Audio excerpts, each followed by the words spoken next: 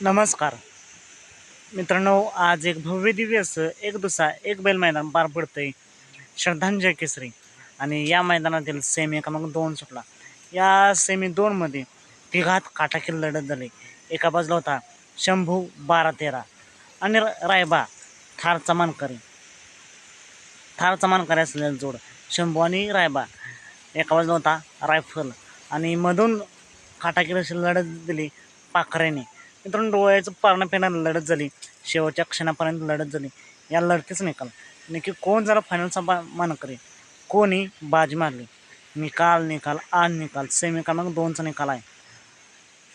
Semi क्रमांक 2चा निकाल आहे शंभू 12-13 आणि रायबा या जोडीने बाजी मारून गाडी फायनलसाठी पात्र.